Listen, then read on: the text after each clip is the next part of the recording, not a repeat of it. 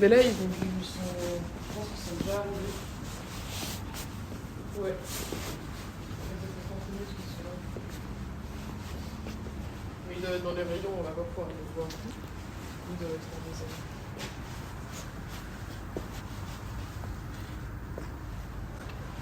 Et tous les matins, à partir de... Le magasin, il ouvre à 8h30. Et à partir de 7h30, 8h, t'as des gens qui attendent devant les portes.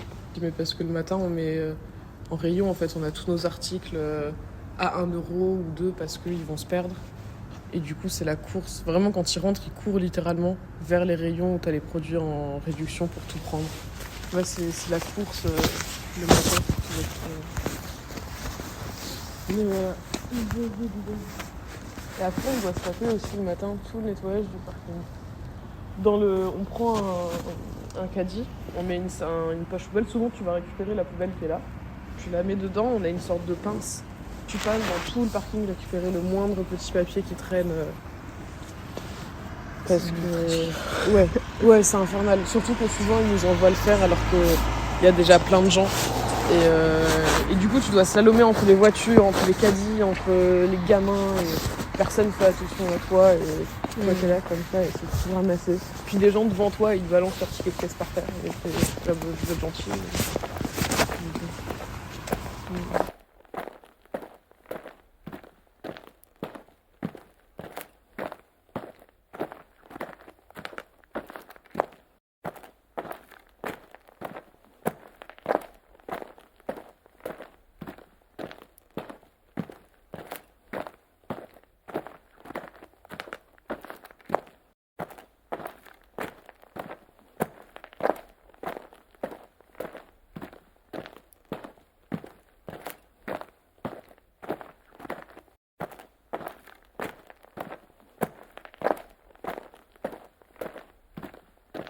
Et Lidl est un des supermarchés qui exploite le plus parce que en fait les prix sont pas chers parce qu'ils chopent des produits pas chers. Ils ont des marchés avec ils font des démarches envers des marques pour avoir des produits moins chers que les autres grandes surfaces.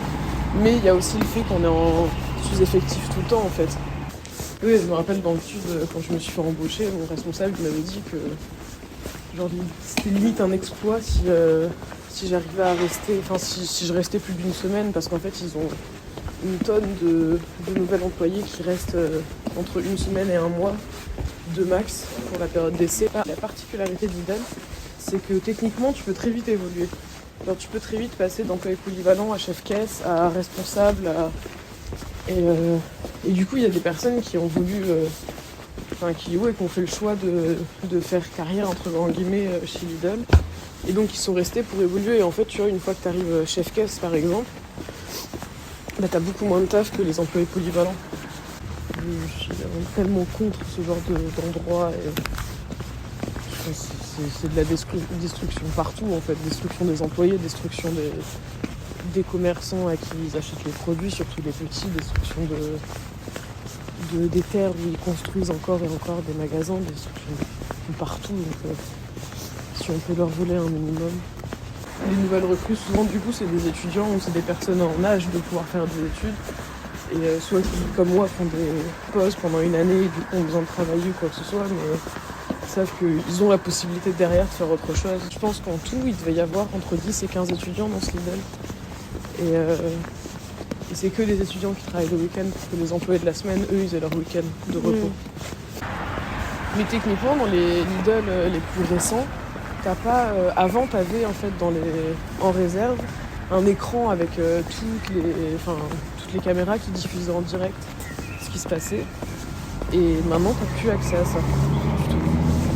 Du coup, c'est assez étrange en fait, parce que les caméras, t'as l'impression qu'elles sont là juste pour faire peur en fait, mais qu'elles ne servent pas vraiment à grand chose. Et déjà souvent dans les Lidl il n'y a pas de mec de sécu. C'est rare les Lidl où il y en a un. Et du coup il n'y a pas d'accès en direct sur les images des caméras. Donc c'est toi en tant que caissier qui doit tout le temps, on nous demande en fait tout le temps de fouiller les sacs, les caddies, de vérifier tout partout si personne ne vole rien. C'est cette vue qui est trop belle. je trouve, le matin. Enfin, belle et effrayante à la fois.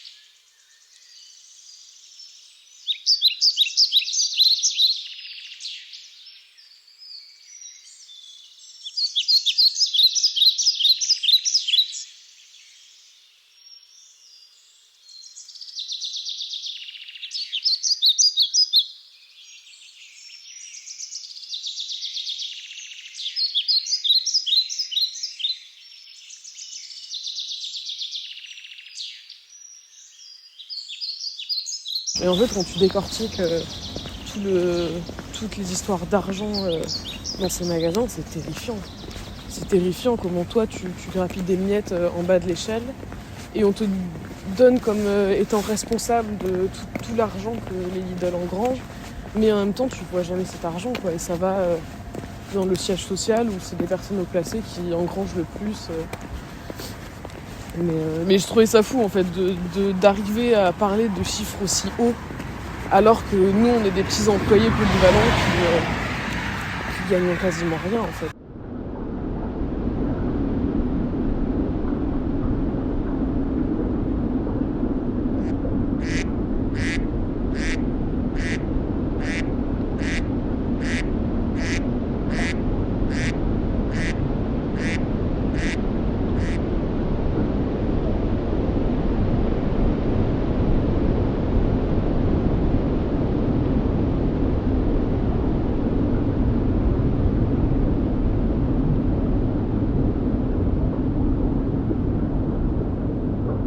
Tout le monde se tutoie, tu vas tutoyer ton chef va te tutoyer, et comme s'il n'y avait pas de hiérarchie. Et vraiment, il nous avait dit mot pour mot, ouais, à Lidl, on est une grande famille, donc même si vous rencontrez le chef régional, bah, vous le tutoierez. Et parce qu'on ne veut pas qu'il y ait de hiérarchie mise en place, etc. Et alors qu'en réalité, il y a une si grosse hiérarchie. Et je trouvais ça tellement symptomatique de comment le monde fonctionne aujourd'hui, où on nous met, on nous balance une belle couverture toute pimpante, alors qu'en réalité c'est de l'exploitation et de l'inégalité de partout.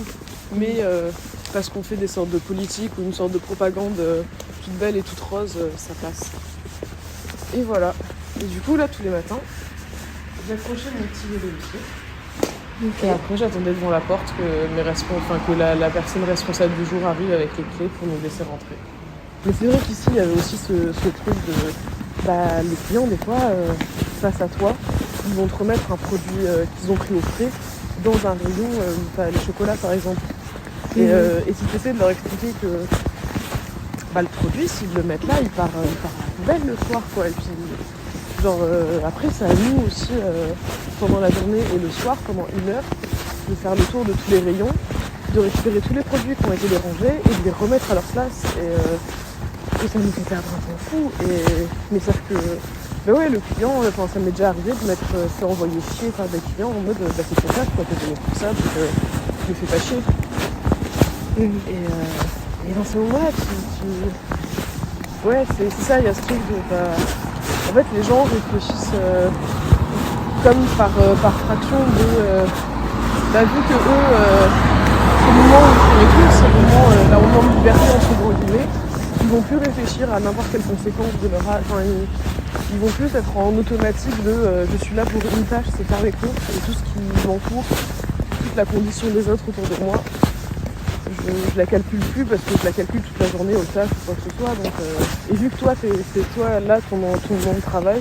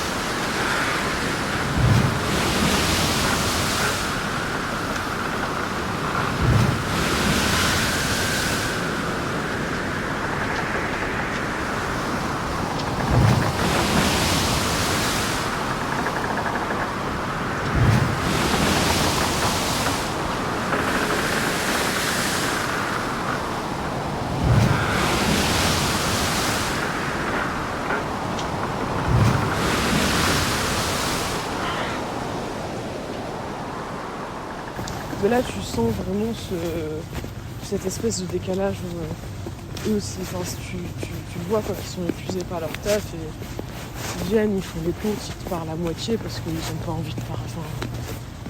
Ils ont pas vraiment envie de parler. Et en même temps, c'est marrant parce que ils se connaissent tous en fait. Et en caisse, souvent, ils sont tous à parler les uns avec les autres. Et dans des langues des pays de l'Est. Donc on comprend pas vraiment ce qu'ils se disent. Mais du coup, il y a une espèce de fratrie qui se retrouve dans ce Lidl. Et ça fait fratrie contre fratrie. Et du coup, il y a toute l'équipe qui aime pas ces gens-là. Et ces gens-là aiment pas l'équipe. Et du coup, c'est deux mondes qui se confrontent dans un même magasin en décalage.